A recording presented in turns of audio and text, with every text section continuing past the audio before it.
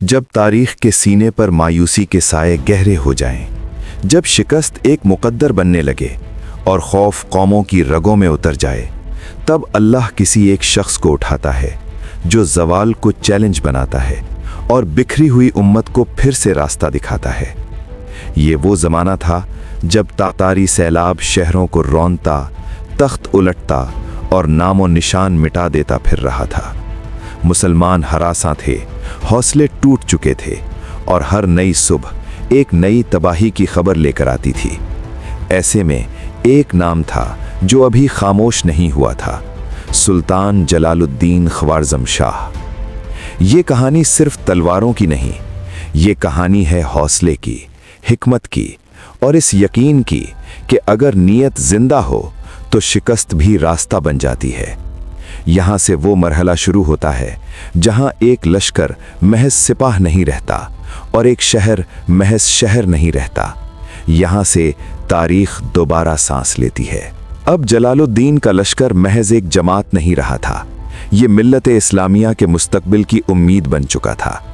आमीनुल मुल्क के सिपाहियों के शामिल होने से सुल्तान की कुव्वत उस मुकाम तक पहुंच गई कि वो किसी भी महाज पर अज खुद तातारियों को ललकार सकते थे।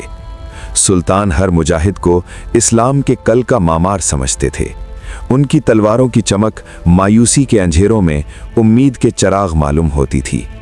लेकिन सुल्तान जज्बात के नहीं, हिकमत के सिपाह सालार थे।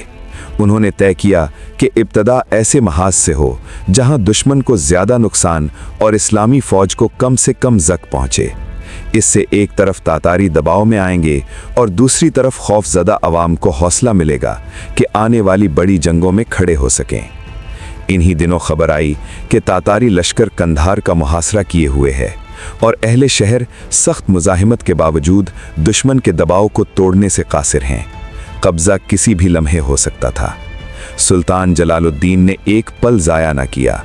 आमीनुल मुल्क और तजर्बाकार सरदारों को तलब किया। हमले की हिकमत अमली तय हुई और लश्कर कंधार की तरफ रवाना हो गया। बर्क़ रफ्तारी से मंजिलें तय करते हुए जब गाज़ियान इस्लाम कंधार के करीब पहुँचे तो तातारी हमलावर अभी तक इस आने वाले अजाब से बेखबर थे और फसील पर अंधाधुंध हमले कर रहे थे। सुल्तान की फौज मुख्तलिफ सिमतों से खामोशी के साथ आगे बढ़ी और अचानक तातारियों के सरों पर टूट पड़ी।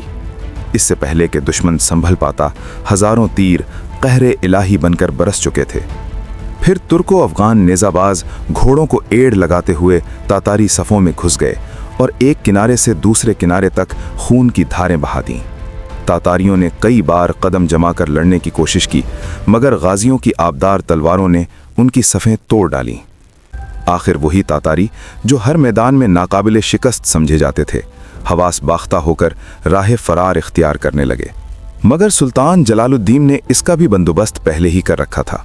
हर घाटी, हर पहाड़ी, हर रास्ते पर मोर्चा बंद सिपाही मौजूद थे, जिन्होंने भागते दुश्मन को एक एक करके काट डाला। अल्लामा इब्ने खुल्दून के मुताबिक इस मार्के में कोई भी तातारी जिंदा न बच सका। खून रेज जंगों के इस तवील सिलसिले में कंदहार वो पहला मैदान था जहां तातारियों को खुली और मुकम्मल शिकस्त हुई। सुल्तान जलालुद्दीन ने वही नताइज हासिल किए जो वो चाहते थे। अब तातारियों के दिलों में गाजियान इस्लाम की तलवार का खौफ बैठ चुका था और मुसलमानों के दिलों से तातारी दहशत का साया उठने लगा। अल्लाह की नुसरत पर भरोसा करके वो एक बार फिर मैदान जिहाद में उतरने लगे।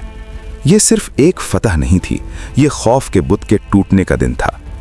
जिहाद कोई वक्ती जज्बा नहीं होता, ये एक मुसलसल तहरीक मांगता है और हर तहरीक को एक ऐसे मरकज़ की ज़रूरत होती है जहां इरादे फौलाद बन जाएं।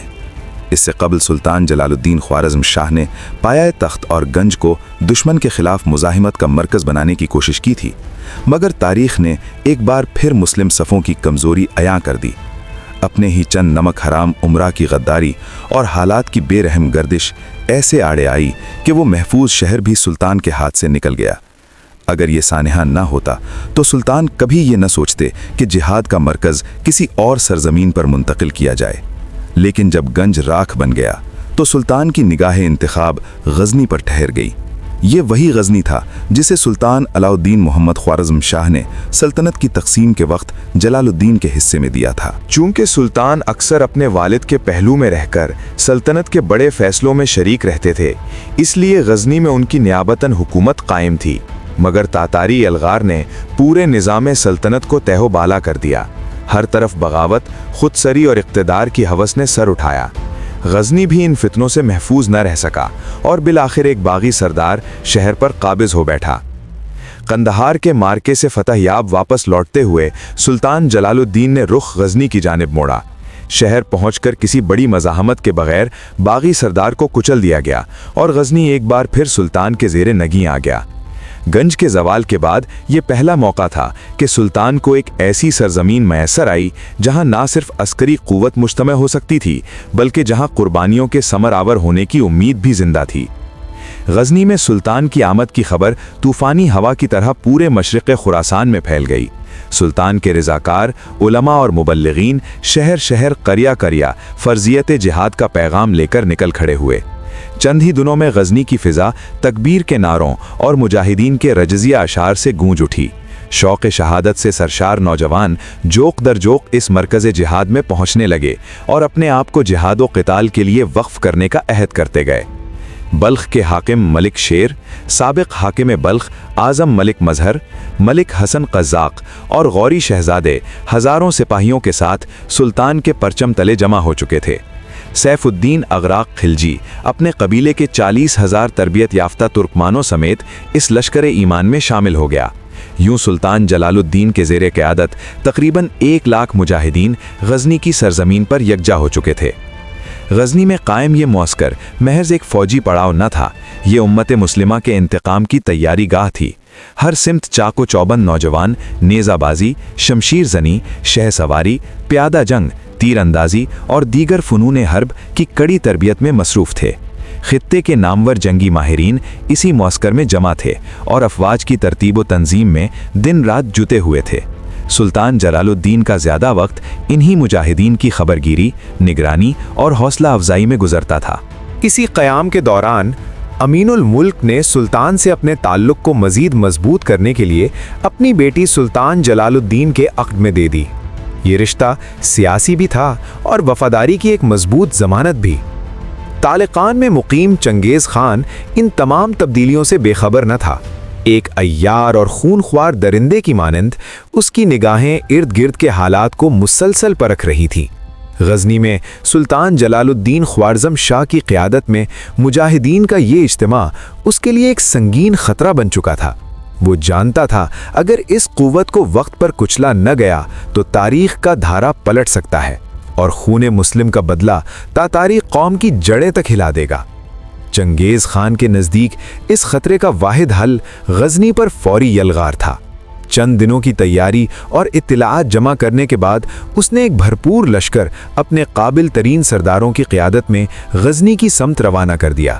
اس لشکر کی عمومی کمان تاتاریوں کے نامور جرنیل شیگی قطقو کے ہاتھ میں تھی۔ غزنی کی فضاؤں میں اس وقت صرف تلواروں کی جھنکار نہیں تھی، یہاں نیتیں تیز ہو چکی تھیں اور عزم لوہے سے زیادہ سخت ہو گیا تھا۔ ایک طرف سلطان جلال الدین خوارزم شاہ، جس کے گرد ایمان، غیرت اور انتقام مظلوم کی آگ بھڑک رہی تھی، اور دوسری طرف چنگیز خان، جس کی یلغار نے بستیوں کو ویران اور تاریخ کو لہو رنگ کر رکھا تھا۔ غزنی اب صرف ایک شہر نہ رہا تھا، یہ فیصلہ گاہ بن چکا تھا۔ یہاں طے ہونا تھا کہ تاتاری سیلاب کو روکا جا سکتا ہے یا نہیں۔ یہاں یہ طے ہونا تھا کہ شکست خوردہ امت اب بھی کھڑے ہونے کی طاقت رکھتی ہے یا تاریخ کا بوجھ بن چکی ہے۔ یہ داستان یہیں رکتی ہے، مگر طوفان ابھی آنے والا ہے۔ اگلے حصے میں جب تاتاری لشکر غزنی کے دروازوں پر آن کھڑا ہوگا، جب نیزے ٹوٹیں گے، تلواریں سرخ ہوں گی اور سلطان جلال الدین اپنی زندگی کی سب سے بڑی آزمائش میں اترے گا، تو کیا غزنی مزاحمت کی علامت بنے گا یا ایک اور خون آلود باب؟